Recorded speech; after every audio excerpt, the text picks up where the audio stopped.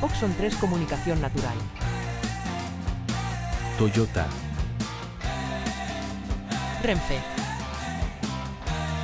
Nuevo Espacio Elite. San Miguel. Coca-Cola. Universidad de Oviedo. Acción Cultural Española. El Ayuntamiento de Gijón y el Gobierno del Principado de Asturias. Patrocinan la 37ª edición de la Semana Negra.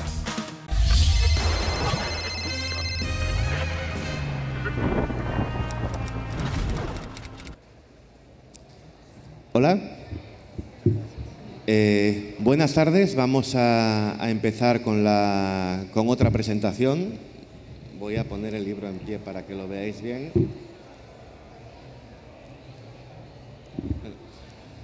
Hace unos meses, no sé cuántos, varias personas muy diferentes y muy separadas y que no se conocían entre sí, empezaron a hacerme todas la misma pregunta, que era: ¿has leído Sapucaí?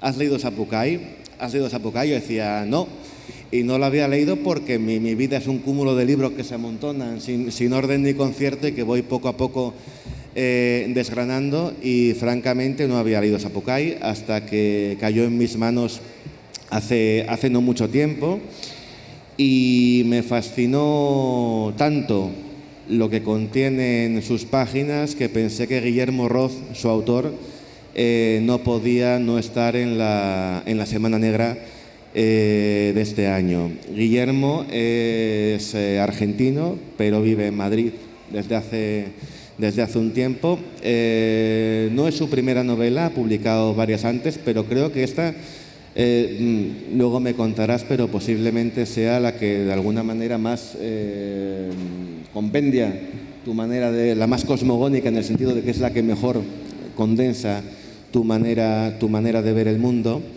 La publica Hoja de Lata, que es una editorial asturiana que me gusta reivindicar porque tiene un catálogo atrevido, excelente, y que ha roto las barreras de Asturias, algo muy difícil a veces para las editoriales de aquí.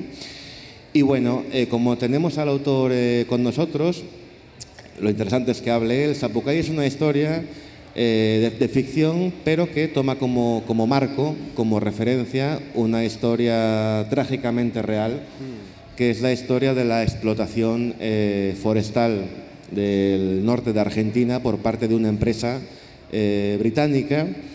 Imagino que el tema te toca muy de cerca. Es una novela además que condensa muchísimas influencias. Uno puede adivinar ciertos ecos del realismo mágico. A su modo también hay un cierto guiño a la picaresca.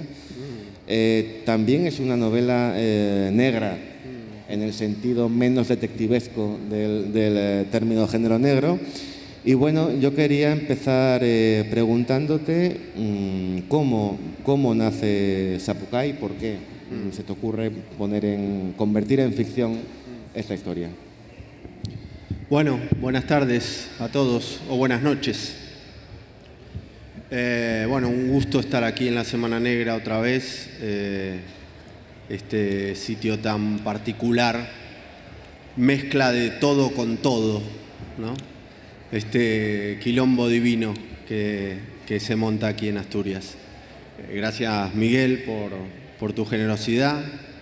Gracias, Hoja de Lata, y gracias a los que se van a quedar un ratito escuchando esta historia tan sentida, tan trabajada y tan intensa en todos los sentidos, me parece, ¿no?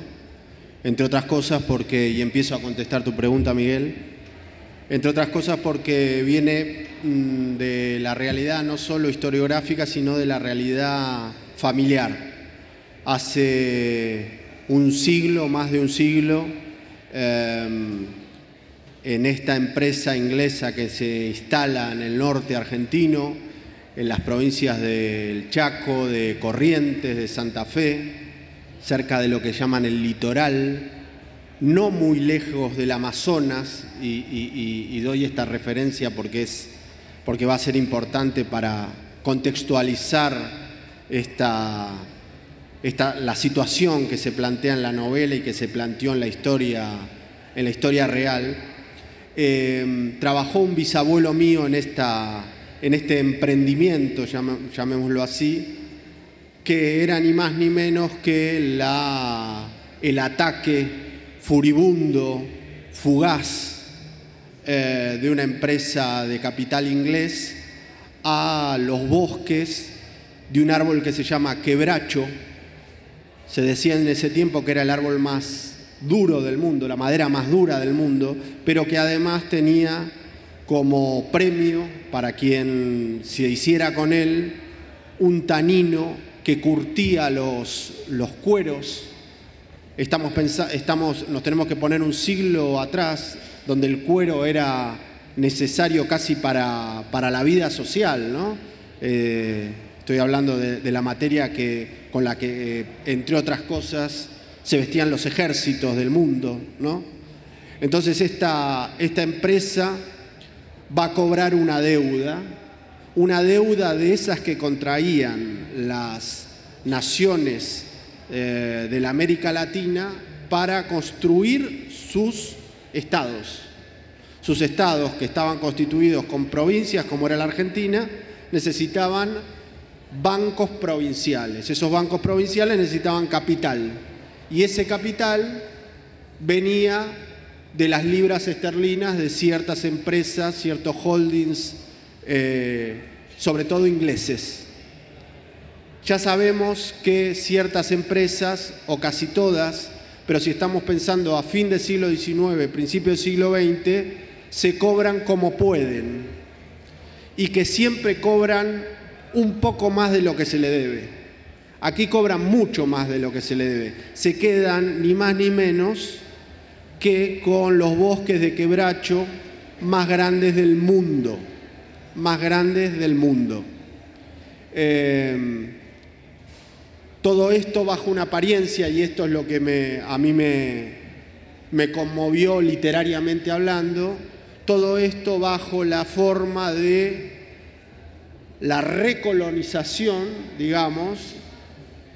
Si la primera colonización es del siglo XV, la segunda, fuertemente económica, es final del siglo XIX, principio del siglo XX, a través de las empresas. Después de la Revolución Industrial llega la colonización económica.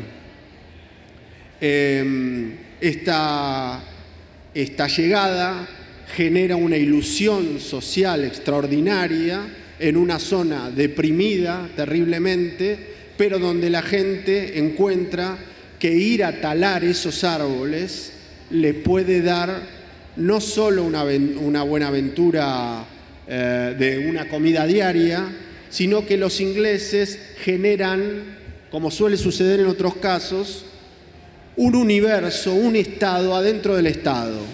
Entonces instalan su ferrocarril, instalan su moneda, todo en un área muy pequeña, y dan como compensación a lo poco que le dan al trabajador, al hachero, que hablaremos ahora en qué condiciones trabajaba esa gente, una casa con luz o con gas, unas proveedurías de comida donde la gente, los trabajadores de esta zona, después de trabajar iban a comprar a los mercados de los ingleses, con lo cual el inglés por un lado le pagaba y por otro lado le volvía a quitar el dinero porque le cobraba en su... Entonces, esto literariamente hablando era como estudiado bien y reformulado bien, recreado bien, me pareció que era como volver a crear el mundo a través de los ojos piratas, digamos, ¿no? Como para empezar la conversación, Miguel. Toda esta historia en la novela tiene es una novela de personajes, pero sobre todo de personaje, ¿no? Hay un personaje evidentemente importantísimo, es el que da título al libro, el Sambucay, que es una especie de Espartaco moderno, ¿no? Empieza la novela como un niño que digamos, acepta en cierto modo el destino que le corresponde por condición, por clase social, por todo, hasta que se da cuenta de una manera muy violenta de que realmente las cosas no tienen por qué ser como le han dicho que son, y eso que están haciendo esos hombres que supuestamente van a enriquecer el país quizás no está tan bien como parece que está, ¿no? Exacto. Bueno, sí, como decía aquel, empecemos por el principio, ¿no? El principio es el título, y el título es una palabra guaraní, la cultura guaraní, que no solo está presente en el norte argentino, sino que sobre todo está presente en lo que hoy conocemos como el estado del Paraguay, pero que viene del sur de Brasil. Muchas de aquellas palabras que nos llegan, como la palabra Iguazú, Yacyretá, todas palabras del guaraní. Zapucay le da nombre a un grito que es una palabra muy usada en el Cono Sur, porque ha quedado sobre todo en uno de los folclores más representativos de la zona, que es el chamamé. Ahí se da ese grito, que es un grito de alegría, pero hay muchas versiones, y una de las versiones de ese zapucay se da cuando se termina de hachar un árbol y el árbol cae. Aquí se dice árbol va, ¿no? Cuando uno grita árbol va, se da ese grito gutural muy alto y muy agudo que anuncia la alegría de la caída de ese árbol, pero también la alarma para los compañeros. Un poco noticiable. Bueno, todo eso para contar que el protagonista, que es un niño de 12 años, que cuando empieza la novela, le ponen de nombre Zapucay porque dicen que cuando nació dio un grito tan alto que llegó hasta la luna y el sol, y que es como un zapucay de estos que daban los aborígenes de la zona. ¿Cómo llega este personaje y cómo hago de este personaje, o cómo quise hacer de este personaje el vehículo ideal para contar esta historia? Siempre es un poco mentirosa la respuesta, más allá de mi argentinidad, no digo lo... siempre es un poco mentirosa la respuesta, porque uno nunca sabe exactamente cómo se forja, cómo se empiezan a pegar esas partes de ese collage con la que uno construye una historia larga como esta, ¿no? Pero diría que en el medio de la escritura de esta novela me di cuenta que contar una historia que tuviera tanta épica, ¿no? Donde la naturaleza tiene un papel tan predominante, donde la muerte y la vida tiene un papel tan diáfano, digamos, contarlo a través de un viaje del héroe, a través de un viaje de iniciación en la vida, a través de la necesidad que tiene cierta infancia, que tenía, tiene y tendrá cierta infancia en ciertas zonas del mundo para ganarse la vida, me parece que conmovía en su punto justo, digamos, ¿no? La grandeza de los materiales con que trabajan los ingleses en esas selvas, en esos bosques. Cuento una escena, por ejemplo, que me parece que cuando yo me documenté sobre esto fue una de las que más me conmovió. Esta gran empresa que empieza a solicitar, por llamar de alguna manera, mano de obra, hacheros, gente que trabajaba en sus fábricas para cortar las maderas, barcos que llevaban por los ríos hasta el río de la Plata para sacar esas maderas hacia el norte de América o hacia Europa, para componer todo este elenco de miserables, de gente hambrienta, de gente engañada. Los ingleses se valen de, bueno, todo tipo de espejitos de colores, digamos. Esa es una historia que yo siempre tuve adentro porque a mí me la contaban, y que tiene como colofón, que tiene como segunda parte, otra historia que me interesa mucho, que es la de la revuelta obrera. Aquí no quiero contar mucho más. Quien vaya a Wikipedia lo va a ver más claro que lo que yo estoy contando. Pero siempre que hay un sometimiento histórico y multitudinario, siempre tiene que haber una resistencia, ¿no? Esto lo sabemos los novelistas, que tenemos que hacer enfrentar fuerzas para que haya una contienda, para que haya una tensión en una historia, pero también la sabe la historiografía y la realidad, ¿no? Esta es una de las historias que a mí me parece que más claramente hablan de que la justicia social no es un tema de hoy. La justicia social es un asunto histórico, secular. No es una aberración. Yo creo que no. A mí me da la impresión que no es una aberración. Pero habría que preguntárselo a esta novela. Habría que preguntárselo a esta novela y a tantas otras.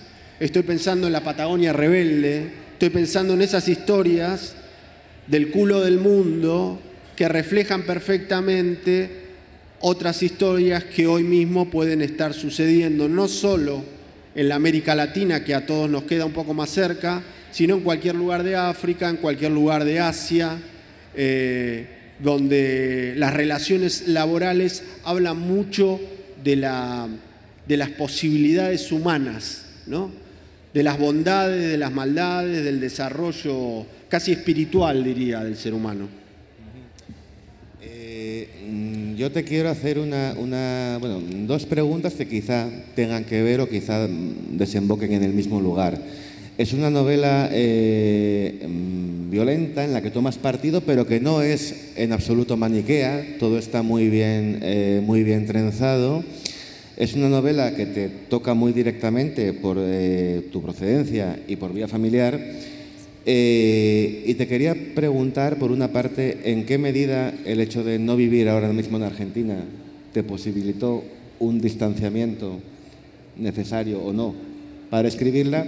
Y por otro lugar, ¿cómo hace uno para, teniendo tan claro la posición como la tiene, tramar con tanta maestría una estructura narrativa que no se convierte en un panfleto, digamos? Bueno, qué difícil. Bueno, de maestría nada, ¿no? En todas las novelas uno está haciendo una escuela, ¿no? En lo que yo creo, bueno, dividamos la pregunta en dos, en la distancia. Creo que un escritor es alguien que toma distancia, ¿no? Es curioso porque si me preguntaran si un autor es alguien que se mete adentro de una historia, también diría que pasa eso, ¿no? Ahora bien, a mí la distancia me ayuda a escribir sobre temas del otro lado del charco. A mí me viene bien, me da un panorama, me da un aire, me da un oxígeno, pero no sé si eso tiene que ver con la técnica, digamos. No sé cómo podríamos cuadrar una teoría de la distancia y la cuadratura del círculo literario. No sé cómo, realmente no lo sé. Por otro lado me preguntaste sobre... La contención, digamos, el tratar un tema tan propio desde una perspectiva, no voy a decir ajena, pero sí lo suficientemente ecuánime como para que no caigas en ningún caso en la tentación del discurso, vamos a decir, abiertamente político, claro, abiertamente beligerante. Sí.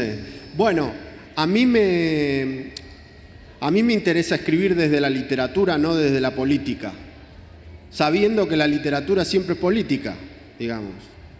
Me interesa construir historias que, o sea, probablemente si mi abuelo o mi bisabuelo no hubieran vivido bajo esas circunstancias tremendas de los bosques en los que los tábanos, los pumas, los yaguareté, todos esos monstruos reales, esa fauna extraordinaria, tan hermosa como maldita a la hora de generar una vida posible. Si todo eso no hubiera estado, si yo no hubiera tenido una relación, un vínculo medianamente cercano con todo esto, quizás no hubiera escrito esto. Esto es verdad, uno tiene una cercanía. Pero la verdad es que si a mí me vienen a contar una historia del centro de la Tierra que a mí me conmueve por alguna razón, yo lo que quiero es jugar con las palabras de manera tal que te pueda dar, como decía Kafka, un hachazo, ¿no? A mí me interesa que las palabras te hagan el abrazo del oso, ¿no? Te abracen de manera tal que puedas llegar a un momento de conmoción, del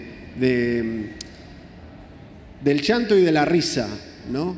Esta historia a mí me parece que lo tiene. No hablo de la novela, hablo de la historiografía. Cada lector sabrá qué experiencia tiene. Pero en todo caso, que un niño tenga que ir a ganarse la vida a un lugar tan inhóspito, tan terrible, pero tan hermoso, que aquí viene la contradicción, ¿no? Claro, aquí viene una de las claves, ¿no? Los hacheros, mientras eran picados terriblemente por todo tipo de bichos, tenían la posibilidad de contemplar la flor del quebracho, que es una flor roja que crece en lo más alto de esos cientos de metros que tienen estos árboles. Entonces, cuando el paraíso y el infierno se conjugan en un solo espacio, da la impresión que los escritores no podemos más que ir a ellos para tratar de desguazarlo y volver a traerlo a nuestra gente con las palabras que tenemos, con las herramientas que podemos. Yo quiero que en este libro uno pueda leer la poesía de lo terrible, ¿no? Y bueno, y algunos lectores están teniendo esta experiencia y yo me siento muy, muy feliz con esto. No nos queda mucho tiempo. Yo te quería comentar que es un libro que de alguna manera entronca con un debate que está bastante en boga en España. Se habla últimamente de la necesidad o no de reconocer, de condenar o de revisar el proceso de colonización de América en el siglo XV, pero se habla menos o no se habla de esta neocolonización o recolonización, como tú has dicho, que no sé si fue más grave o no, pero que desde luego está en buena medida en el origen de muchas de las causas que hacen que América Latina en parte esté como esté. Bueno, a mí me parece que revisar no quiere decir resignificar. Me parece que revisar, solo revisan las historias, los textos, los valientes. Me parece un acto de suma cobardía no querer volver a mirar lo que uno tiene entre las manos, ¿no? ¿Quién en su historia personal, haciendo una pausa, no se da cuenta de situaciones absolutamente reveladoras?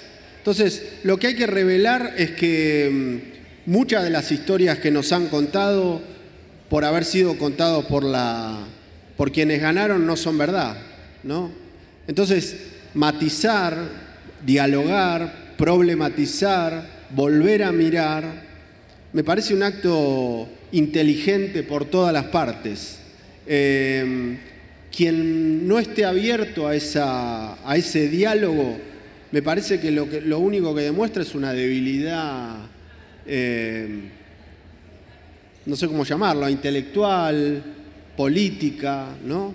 Dialogar nunca, en ninguno de los momentos, sobre todo en un tono como lo estamos haciendo ahora, me parece que siempre es dable de festejo, ¿no?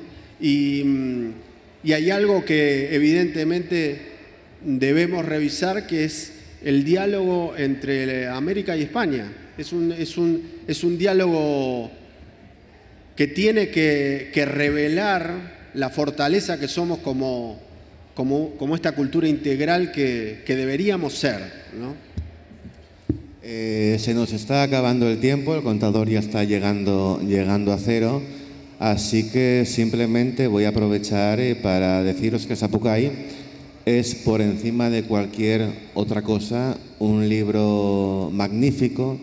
Es una narración que envuelve, que arropa, que desvela, que te hace mirar de otro modo cuestiones en las que seguramente ni siquiera habrías pensado de no tener este libro estupendo entre las manos. Yo os recomiendo encarecidamente que ahora mismo vayáis a la librería de la entrada, os hagáis con un ejemplar, porque además, como tenéis la suerte de que su autor, Guillermo Roz, esté aquí con nosotros, él os lo firmará de su puño y letra, lo cual hará que el ejemplar sea aún más valioso para vosotros y que su lectura resulte doblemente grata.